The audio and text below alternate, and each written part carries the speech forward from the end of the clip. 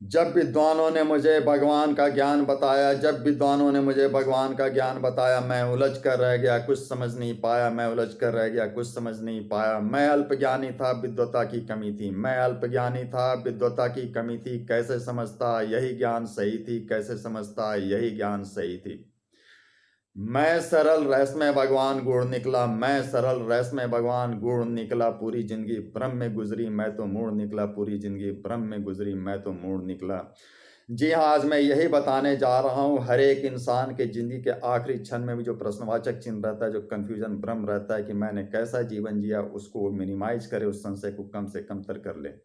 भगवान को आज हम लोग जानेंगे, चूंकि हर एक इंसान यह नहीं जानता कि किस तरीके से बीज से फल और फल से बीज का सिद्धांत फलीभूत होता है।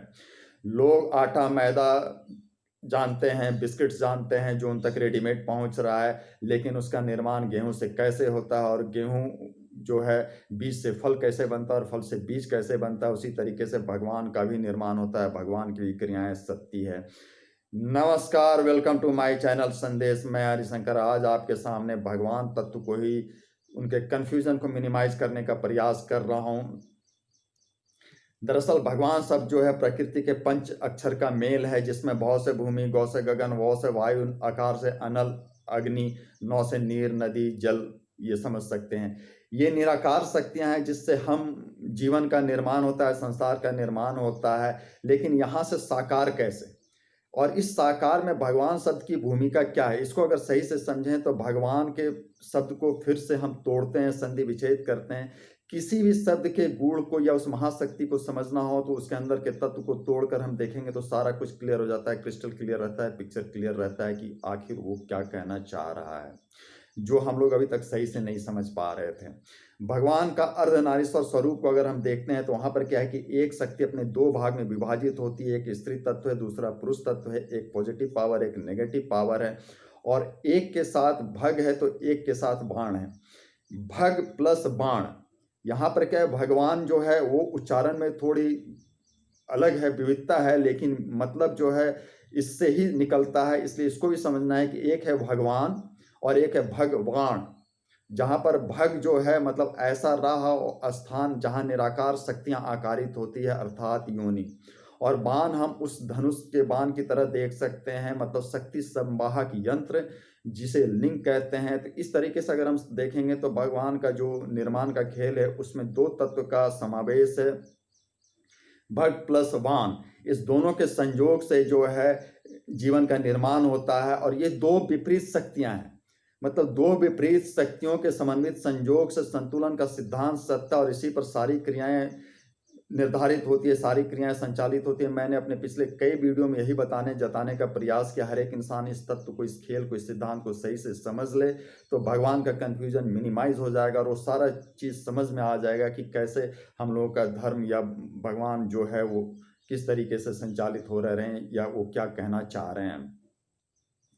दरअसल जो दो तत्व है, एक इम्पोज है, एक एक्सपोज है। योनि इम्पोज है, लिंग जो है वो एक्सपोज है। और दोनों के संयोग जो होते हैं, जो जिस समय भी ये संयोग होता है, उस निर्माण की प्रक्रिया को अगर देखें तो जल तत्व के सानिध्य में ही संयोगित होता है। मतलब बीज निर्माण से लेके अंतिम नाश तक की जो प्रक्रिया है, संपूर्ण प्रक्रिया में जल तत्व का ही समावेश होता है। जल तत्व के कॉन्फ़िगरेशन को अगर देखते हैं तो जल H2O है, दैट मीन्स कि वो न्यूट्रल है, वो सम है, संतुलन है। और यही हमारा सिद्धांत हमें बताना चाहता है कि जब संतुलन की प्रक्रिया रहती है तभी निर्माण की क्रिया सत्य है। और यह दो विपरीत शक्तियों के समन्वित संयोग से ही सत्ता है।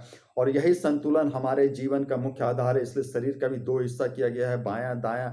और संतुलित जीवन जीने का ही हमारे धर्म के माध्यम से प्रयास किया गया है, बताने का प्रयास किया गया है।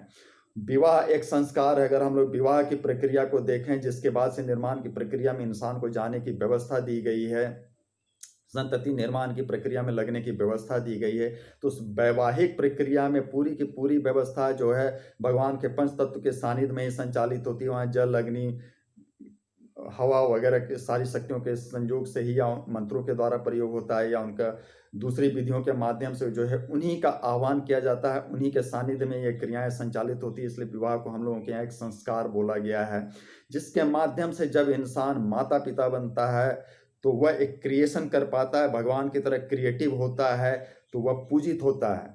यही कारण है कि हमारे यहाँ माता पिता भी पूजित रहे हैं, पूजित थे, पूजित हैं और पूजित ही रहेंगे। ये धर्म का जो विज्ञान है, जो मूलतः भगवान को ठीक से नहीं समझने के कारण एकांगी लोग समझ रहे हैं, और यही कारण है कि परिवार समाज में बिखराव होता जा रहा है। माता पिता के साथ जो सामंजस्य होना चाहिए वह लोगों में घटता जा रहा है। आज के मूल वीडियो के पीछे मेरा उद्देश्य यही था कि हम लोग अपने भगवान शब्द को सही से समझें, जीवन निर्माण की प्रक्रिया को समझें, धर्म को समझें, और अपनी ज़िंदगी में जो कर्म के माध्यम से जो बेहतर हो सकता है उसको करने का प्रयास करें।